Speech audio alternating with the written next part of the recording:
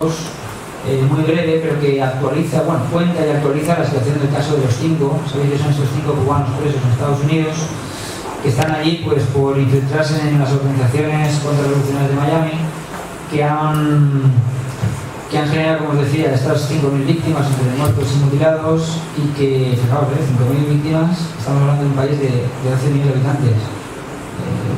Que ni el Estado español tiene unas víctimas por terrorismo así, ni nada de eso, que es un papel importante. Entonces esos 5 jóvenes, 5 hombres ya, pues están allí presos, y es una campaña internacional de la que nosotros formamos parte, y de la que recientemente aquí hemos tenido familiares de ellos, y nos queríamos ilustrar con ese vídeo y luego entregaros el material al colectivo y cualquier otros documentales que tenemos, pues para que los tengáis para vosotros de debate, formación y tal.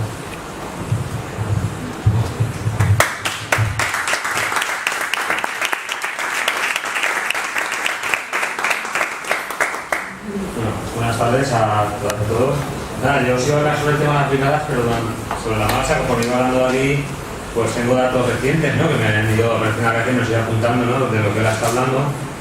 Por ejemplo, el tema electoral, deciros que ahora mismo está en un proceso electoral, que para el mes de octubre se van a realizar las elecciones en Cuba, con lo cual si os metéis en internet seguramente podéis ver cómo funciona. Como bien él explica, es un sistema electoral sin partidos, donde toda la persona puede ser electa siempre y cuando tenga un aval o alguien lo proponga. ¿Vale? Por eso hay un artículo muy bueno en la Pupila Insomne de Iroel Sánchez, que tuvo un periodista cubano, que podéis ver por internet, donde habla de la disidencia y a ver si es verdad que se presentan a elecciones y a ver qué apoyo tiene la disidencia, porque ya lo intenta otras veces y no tiene ningún apoyo a nivel electoral. Y nada, también comentaros que por el tema de seguridad, él ha hablado de la campaña, la programa de alfabetización, el Yo Si Puedo, que sepáis que aquí en España hace muy poquito está en marcha, en Sevilla. Se ha hecho a través de la asociación La Bartolomé de las Casas de Sevilla, una asociación de amistad con Cuba, igual que somos nosotros, y han sufrido un bloqueo mediático de esa actividad a nivel televisivo. Fueron a hablar de La Sexta, les hicieron un reportaje, y La Sexta ocultó que era un programa cubano y que habían profesores cubanos dando las clases. Siempre era una persona mayor diciendo que gracias a ese programa estaba aprendiendo a leer y escribir.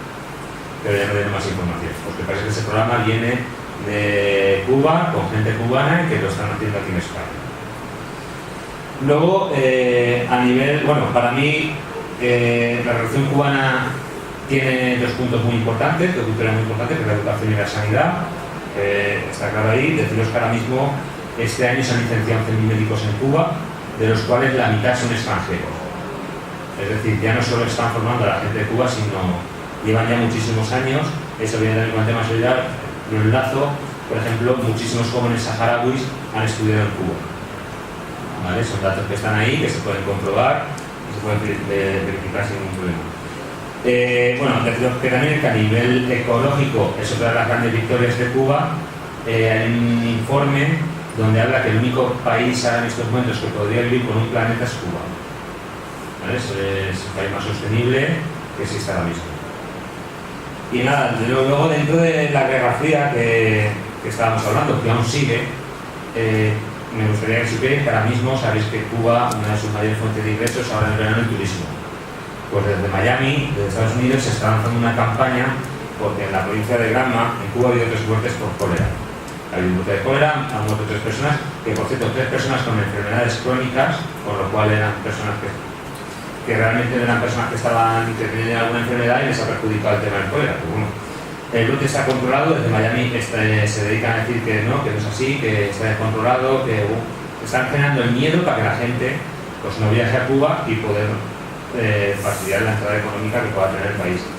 Contra esto, que sepáis que en Miami ahora mismo hay un brote de tuberculosis, que hay 13 muertos, que no leéis nada de esto si no buscáis mucho por internet, porque esas personas son enfermos discapacitados mentales, personas que están en la calle, por lo cual ellos mismos los van exponiendo y no lo van a sacar.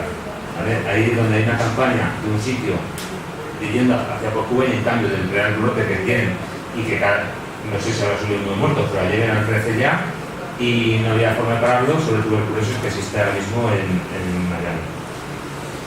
Y luego, pues lo mismo, respecto de lo que él habla de los últimos presos políticos, entre comillas, que vinieron aquí a España. Quiero recordaros que uno se suicidó en Canarias por la situación económica que estaba pasando. de que no podía mantener a su familia, se había querido la familia de Cuba a España pensando de que esto iba a ser el paraíso, iba a ser como Miami, que les dan una serie de ventajas, les dan simplemente cubano que pisa tierra de playa de Miami, automáticamente le dan la nacionalidad americana, casa y trabajo. Eso no pasa con ningún otro persona que venga fuera de Estados Unidos, ¿vale? Se pensaban que venían aquí en esas condiciones, resulta que no. El PSOE les dio una serie de ayudas, creo que salían a unos 2.000 euros por persona en la familia, hasta cierto número. Se les ha ido retirando, ahora no tienen nada, están acampados en Madrid. Hace poco los corrió por la policía, los sacó de donde estaban acampados. Algunos estaban incluso diciendo que estaban mejor en Cuba que aquí, ¿vale? Que sepáis que la posibilidad de quedarse en Cuba la tuvieron en su día. De hecho, de todos los que vinieron se quedó una persona, el resto no quiso quedarse pensando, pues eso, venían al mundo, ya están dando cuenta de lo que está aquí. Hay otra persona que viajó a Chile, que era un llamado periodista independiente, que se fue de España porque a las 7 de la mañana era muy temprano para levantarse para trabajar. Y entonces decidió irse a Chile, que le habían ofrecido otro puesto, y se fue para allá. Para que veáis con el nivel de gente que se consideran como presos políticos, ¿no?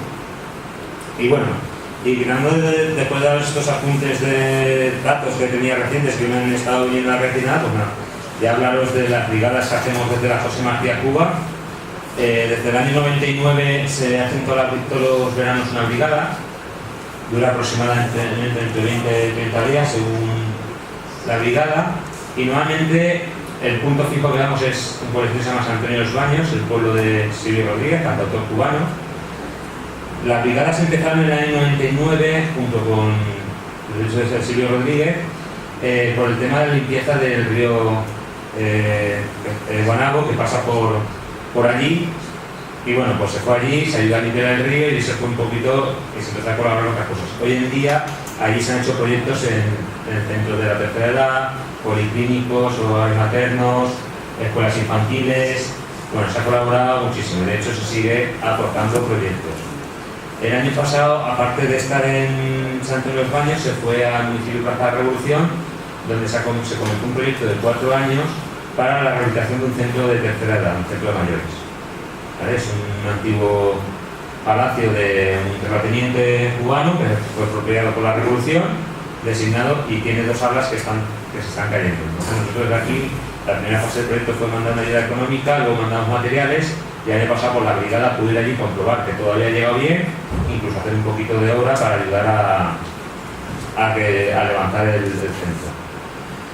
Y nada, pues un poco más así de la brigada, pues lo que os comento, suelen ser en el mes de julio o agosto, depende del año, y tienen ese punto que nosotros queremos dar de conocer Cuba de primera mano, acercándote a Cuba, haciendo visitas oficiales, como puede ser a la Federación de Mujeres Cubanas, que es una visita que normalmente se hace todos los años, a los CDR, que son los Comités de Defensa de la Revolución, digamos, como aquí se podría llamar la comunidad de vecinos, pero bueno, ellos son en bloque, un bloque entero como un CDR. No sé, hemos tenido visitas como a la Casa de la Amistad, varias visitas muy interesantes dentro para conocer realmente de primera mano lo que es Cuba y la gente cubana. Luego normalmente en esta brigada siempre se dejan unos márgenes de días libres para que luego la gente ya pueda visitar lo que crea conveniente, y normalmente durante esa relación que tienes con los cubanos, al final encuentras algún sitio donde quedarte a dormir a un precio a casas de alquiler que hay del Estado, que salen muy económicas y la verdad que están muy bien. Yo lo recomiendo, yo fui en el 2009, yo no he tenido la suerte de poder ir a la brigada de la que estoy contando, yo fui una brigada del ICAP, que es el Instituto Cubano de Amistad con los Pueblos, una brigada europea, que estuve con 250 personas de Europa, y la verdad que también una experiencia muy bonita, pero bueno, tendré que volver a repetir esta brigada. Y nada, poco más, yo creo que abrimos el debate y nada, pues preguntáis lo que veáis y responderemos mediante posibles. Yo me gustaría saber un poco de qué es el ALBA, porque muchas veces lo oigo en discursos, el ALBA no sé qué, el ALBA no sé menos, pero no he llegado a saber qué es realmente el ALBA. El ALBA surge en el 2005 como oposición al ALCA. El ALCA es era un tratado, un pretendido tratado de libre comercio, digamos, desde Canadá hasta Tierra de Fuego, ¿no? Claro, se parte de la experiencia de otros intentos de integración económica que al final es pura y simplemente colonialismo, neocolonialismo o imperialismo, como se quiera llamar.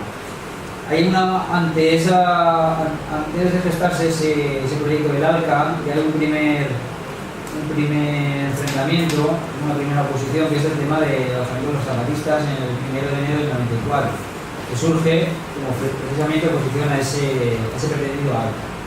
Pasan los años, sabéis que en el año 98, por el día de las elecciones, el presidente Hugo Chávez Frías llega a la presidencia de Venezuela y después de su intento de golpe de Estado para tumbarlo y demás, bueno, él va profundizando y radicalizando la revolución bolivariana.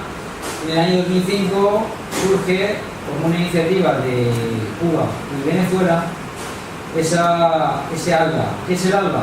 El ALBA, ya os digo, empezaron los dos países nada más y ahora ya hay alrededor de, si no recuerdo mal, 9 países, unos 5, digamos, estudiando si entran o no, sobre todo en el Caribe. Pues surge porque cuando Cuba y Venezuela deciden hacer una serie de intercambios de tipo, lo que se haya vendido a veces por médicos por petróleo, que no es así, pero bueno, donde se empiezan a establecer acuerdos comerciales donde Cuba aporta capital humano, tiene mucha formación, mucha personal cualificado, y Cuba tiene mucho petróleo. Y los médicos venezolanos la mayoría eran un gremio muy de derechas y donde no querían universalizar la sanidad, ofrecerla gratuitamente, etc. Entonces, a partir de ahí, se establecen esos convenios y empiezan a generarse ese tipo de intercambios más igualitarios, compensando desigualdades. Entonces, el ALBA empieza a crecer y empieza a suponer pues, algo más que lo que busca es integrar la identidad latinoamericana, busca generar esos tipos de intercambios comerciales más igualitarios y compensando unos países con otros, y donde uno aporta una cosa, otro recibe otra, ¿no?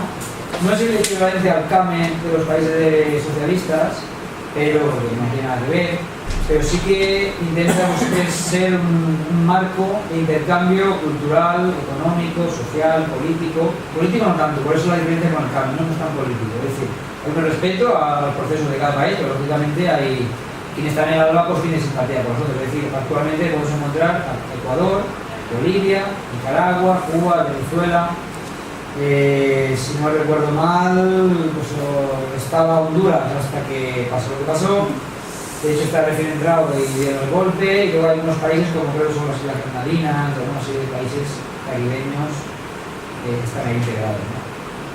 Entonces bueno, es eso, sigue caminando, sigue creciendo, y de hecho a veces oís hablar cuando se ha celebrado la CELAC por primera vez, que es la Comunidad de Estados Latinoamericanos y Caribeños, sin Estados Unidos y Canadá, por primera vez. Luego se habla del grupo ALBA, porque lógicamente esos países, al tener más afinidades de tipo social e ideológico, pues intentan también marcar su posición dentro de esa comunidad. Entonces un poco es ese marco de construcción de algo diferente, ¿no? Desde el punto de vista económico y también social y político. La CELAC, digamos, que es la OEA, que es, digamos, toda la Organización de las Américas, donde está incluida Cuba. De hecho, muchos países están pidiendo que se reincorpore y Estados Unidos se niega, pues ellos han creado la CELAC dejando fuera a Canadá y a Estados Unidos. Un poco la contraparte y, bueno, y un poco lo que queda ahí, pues es la forma de interactuar entre los pueblos, de intercambio de cosas, pues.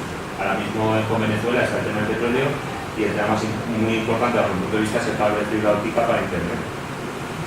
¿Vale? A cambio pues, de la operación Milagro y de médicos y cosas. Bueno, ya ahora que has hablado de Internet estaría bien que comentaros un poco el tema y també volia comentar-ho com va ser obra. No estic massa informat de com va. Per això, si podeu també dir-me com va la propietat privada, quins són els camps en què es permet i quins són els que no, Y básicamente eso, Mira, pues sobre el tema de internet, ahora mismo en julio julio del año pasado, del 2011, fue cuando iba a llegar el cable de fibra óptica lanzado desde Venezuela subterráneo. Ha sido saboteado varias veces, de hecho ha habido un problema con la persona que estaba encargada en Cuba, la han pillado que estaba haciendo, que se ha quedado poco para el proyecto y aún no ha llegado como tenía que haber llegado ya a las escuelas y sitios donde quería internet. A ver, el tema de internet, por lo que vas, el pueblo cubano tiene acceso a internet, pero un internet que viaja a través de satélite, por el tema de que no tienen el cable de fibra óptica. O sea, la lentitud y el problema que tienen es ese, ¿vale? El problema que cada vez que han intentado negociar para el tema del cable, Estados Unidos con su bloqueo lo impide. Gracias al acuerdo con Venezuela, ahora se está llevando. No es verdad de que haya dos tipos de internet ahora mismo, o sea, como decían, no, hay gente que no. El internet que hay es el que hay. Por eso sí que llegan emails, sí que llegan cosas, sí que llegan gente que tiene Twitter, pero va al ritmo que va. ¿Vale? Y la única diferencia es que para nada yo estaba allí, tú puedes ir, los Café Club existen, los Jóvenes Club existen hace mucho tiempo, hay internet, o sea que la gente tiene acceso a internet. Universal, a qualsevol pàgina. Sí, desde que yo sepa, yo entraba allí y en un Joven Club yo entraba y no tenía ningún problema. ¿Vale? O sea, de hecho yo tengo amistades de Facebook con ellos, interactuamos, hablamos y no hay problema, por lo que digo. Sí, también está priorizado en algunos centros de trabajo, que tienen, por ejemplo, entonces, también es que es muy cara. Como hay que pagarla, es muy cara. Entonces, normalmente se facilita los Joven Club para una intranet también, en un sistema, digamos, interno. Y lo que es internet es que tienes que ir a un centro de trabajo donde se tenga, es decir, los periodistas, a centros de investigación, a mucha gente tiene acceso a nuestro trabajo, los propios centros de turismo. Pues no tienes que ir a un hotel, a los puntos de telefónica, por decirlo así, no telefónica, de Texas, y bueno, y ahí te conectas, la verdad que es caro. Todavía sigue siendo caro, igual que el tema de la telefonía móvil, es cara, pero cualquiera la puede tener, y más de hecho la famosa Johnny Sánchez está todo el día conectada y mandando sus Twitter y sus posts y demás. Luego con el tema de la propiedad privada, bueno, hay que romper quizás un mito sobre que nadie puede tener nada en propiedad, ¿no? Sí. Vamos a ver, el Estado, un Estado socialista lo que garantiza es que lo que es los medios de producción estén en manos del Estado. Entonces, ¿qué pasa con la vivienda en propiedad de los ciudadanos? Lo que pasa es que no se puede hacer negocio. ¿Vale? Otra cosa es que se haga por la vía legal, que hay anécdotas y casos, ¿vale? Pues no se puede hacer negocio con si parte un carro, un coche. Ahora se está liberalizando, entre comillas, algo más y ya se permite la compraventa. ¿Por qué? Porque antes el carro también era un bien escaso y muy caro. Entonces había también un poco que racionalizarlo de alguna manera. Todo proceso de racionalización también conlleva, pues eso, la pequeña corrupción, lo que queréis llamarla, pero no estaba prohibido. De hecho, ¿cuántos Chevrolet hay? ¿Cuántos ahora turistas en Cuba? Todos los ruteros, los taxis, todos están por propiedad particular. Otra cosa es que el Estado también tiene un gran parque, en ese caso de coches, ¿no? Propiedad estatal. Pero el tema de la propiedad estatal, en principio, o sea, propiedad privada, es decir, ahí... De hecho, ahora mismo ya puedes mantener, incluso tener dos carros. Eso sí, el primero va con un tipo de impuestos y se envía unos impuestos altísimos para evitar que la gente pueda comprar mucho, recibir dinero de sangre, comprar mucho carro y hacer negocio. Con lo cual, el primero es utilitario, tiene un impuesto, el segundo, que ya se supone que si tienes uno, lo que da para vender, y haya un impuesto mucho más mayor. Creo que lo da 50, creo que por alguna impuesto.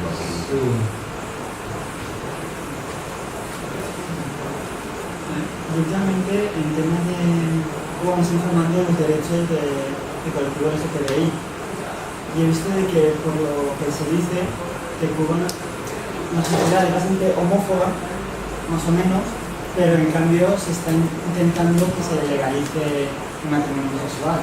Y ahora está de qué impedimentos hay para que aún no se consiga, cómo está el proceso y etc. Bueno, el tema de, digamos, la discriminación en función de lo que es la orientación sexual, desde el triunfo de la revolución se eliminó legalmente.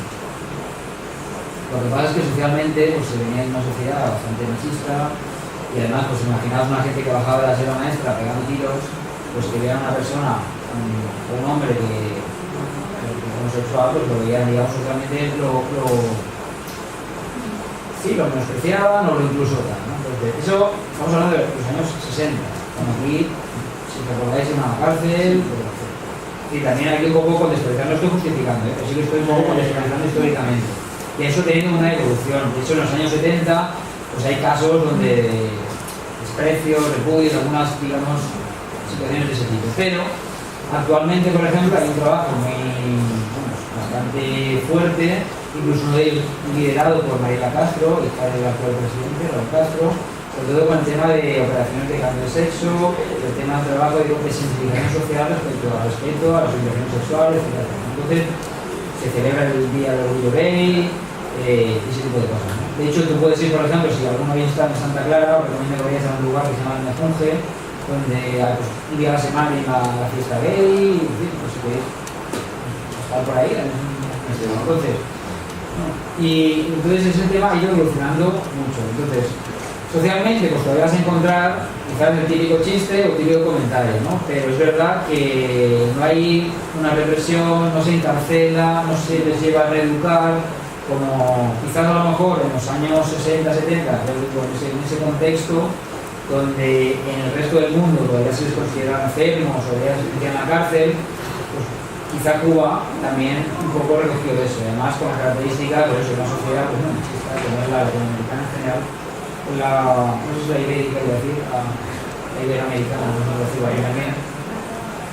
Yo quiero apuntarte que yo colaboro en el programa de radio y el año pasado estuve leyendo muchas reflexiones que escribió Fidel. Entre ellas había una donde pedía perdón al colectivo, no porque la revolución se hubiera portado mal con el colectivo, sino por las personas que estaban dentro de la revolución se habían portado mal con el colectivo. Y eso lo podéis ver dentro de las reflexiones de Fidel, donde está, pues te digo que incluso ellos mismos son capaces de reconocer que había personas que realmente por los que seguían y ahora mismo los avances de David que están ahí y el mismo Fidel pues pide disculpas por ese comportamiento. Pero yo sé que están intentando legalizar el narcotráfico. ¿Qué problemas hay? Que por ejemplo el sistema político de Cuba lo hace más difícil. No, es una cuestión de mentalidad, una cuestión de ir generando ese debate y generando esa masa social que pida eso en plan, ¿no? Se den cuenta de que eso no tiene ningún sentido, esa prohibición o ese no reconocimiento, porque de hecho las parejas homosexuales están, creo que no sé si el tema de la pareja es el de la pareja que ya está permitido, digo, es una cuestión de, yo creo que de generar ese trabajo que te decía, pues lo de Mariela Castro, porque está generando espacios de reflexión donde salen en el telediario, salen en el grama, salen en todos los medios de comunicación, hacen actividades públicas, viene gente de otros países a hablar del tema, hacen conferencias, etc. Entonces es una cuestión yo creo que de tiempo de que se dé ese paso. Es la forma que tiene el sistema cubano, digamos, de actuar, ¿no? O sea, abre el debate, se debate en las asambleas, se debate en los UDRs y se va debatiendo hasta que llega ya una fuerte masa social, digamos, de apoyo al Parlamento. O sea, no es cuestión de, no es como aquí que llega un partido, presenta un proyecto de ley y se vota, no. Allí abre el debate y cuando realmente la sociedad lo ha debatido y lo quiere, cuando se lleva y se aprueba. Y ahora están en el proceso ese de como bien dice David, pues están en los debates, en las actividades, para que la gente pues lo lleve a cabo. Quería hacer dos preguntas, dos temas. Uno, ¿cómo están la búsqueda de petróleo que está haciendo Repsol, que están interfiriendo la exposición de Miami, estaba intentando molestar? ¿Cómo está ese asunto? Porque alguien me comentó ayer que Repsol se quiere volver a meter o no sé qué. Es un tema. Y otro tema, de cara a las elecciones yanquis de fin de año, bueno, ¿cómo ves la postura de Obama? Pongamos, durante este último año, la postura de Obama respecto a Cuba y cómo crees que será su postura en los años venideros. Bueno, por un lado el tema del petróleo. El tema del petróleo ahora sabéis que se está buscando en el Golfo de México, la parte de aguas digamos, que tocan a Cuba, está buscando petróleo porque había indicios de que podía haber una veta en aguas cubanas. Entonces ahí hay un consorcio bastante complicado, complejo, desde el punto de vista de multinacionales, desde la Repsol, brasileñas, venezolanas, no sé si China, no recuerdo mal, y además con tecnología también canadiense, Noruega, etc. Hay un complejo de uno que pone en la plataforma o otro que entonces. Ahí también han establecido un sistema de digamos, repartirse zonas y momentos, ¿no? Entonces la plataforma la utilizó Repsol, hinchó hueso y no encontró nada. Entonces dijo que se iba, pero no es que se iba, es que ya se la acabó y tiene que buscar otra que ahora quedado más y tocado la venezolana, que a ver si tenemos más suerte y toca la venezolana, que no Repsol, pero Repsol al fin y al cabo es lo que es. Entonces en ese sentido hay opciones todavía. Lo que pasa es que, bueno, no se quiere ser tampoco demasiado optimista porque eso, Repsol la pincha hueso y otras se llevan tiempo buscando y no han encontrado. También es verdad que hay un petróleo que sí que se sigue funcionando, lo que pasa es que es de peor calidad, con mucho azufre, que estropea la maquinaria, pero que autoabastece parte del sistema empresarial de industria cubana. Entonces, pero claro, si apareciera esa, sería un buen balón de oxígeno. De hecho, vamos, se puede hacer una película de lo que la gente piensa es si aparece el petróleo. Pero bueno. Luego con el tema que comentabas de Obama, bueno, ¿os acordáis que cuando salió Obama todo el mundo pensó que aquello iba a ser el cambio, la buena relación en Cuba-Estados Unidos, iba a acabar el bloqueo, los familiares, los cubanoamericanos iban a poder viajar y los propios norteamericanos? Se generó un vuelo sobre eso y la única medida que hizo fue retirar las últimas medidas más agresivas de Bush respecto al bloqueo, es decir, y mantuvo el resto. Y año tras año iba ratificando los acuerdos que, digamos, hacen efectivo el bloqueo. Entonces, luego ha habido ahí más bien un alejamiento y un estancamiento, incluso una agresividad de Obama hacia Cuba. El tema de los 5 prácticamente él tiene en su mano el liberarlos. La única opción que queda prácticamente, el tema legal está terminado prácticamente, es el tema del indulto. Y sin embargo ahí no hace nada. Sigue sin permitir a los norteamericanos viajar a Cuba, lo que eso supondría de dos cosas, de inyección económica para Cuba, por el tema turista, y luego por otra parte, por quitar a la gente la imagen de que ahí están comiendo a los niños y que están matando a la gente, ¿no? Entonces, claro, eso también rompería mucho esquema creado sobre Cuba en Estados Unidos, ¿no? Y luego también, con el tema del bloqueo, ha seguido apretando las tuercas. O sea, en ese sentido no ha habido avances. Sí que hubo algunos amagos y demás, ahora se está negociando con un contratista, por llamarlo de alguna manera, americano, de origen judío, que está preso en Estados Unidos por facilitarle materiales a esta, digamos, mercenarios, disidentes, etc.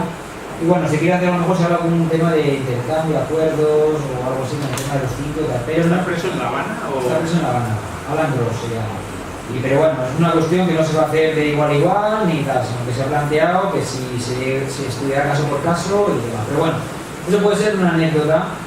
Entonces, en los tiempos de campaña electoral nunca han sido buenos para Cuba.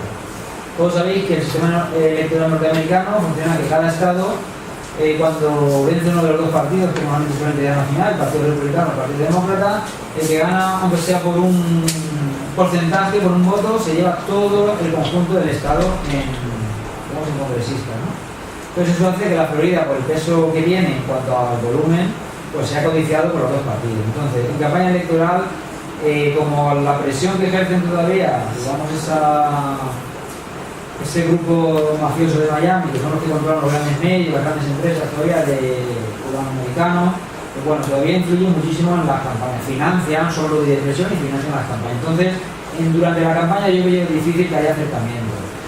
Y después, no sé, es que a veces uno analiza las administraciones demócratas y no sé si la de Jimmy Carter puede ser, que esa haya sido algo más suave, pero es que todas han sido casi hasta más agresivas en algunos casos que las republicanas. Entonces, yo el tema no lo veo solamente Cuba-Estados Unidos, y lo veo también en cuanto a contexto América Latina, Cuba, Estados Unidos. Entonces yo no soy demasiado... Sí. Bueno, primero hago una observación por lo que acabas de decir, porque no hace mucho estuve en el Centro Cultural, en el RUBI, vino un periodista francés a dar una charla. El hombre dice que había hablado con un miembro de la CIA, afincado en una capital europea, no quise decir cuál, pero que le había confesado que creo que es para octubre que hay elecciones en Venezuela, para por él, para por Chávez. O sea, lo digo así clarísimo.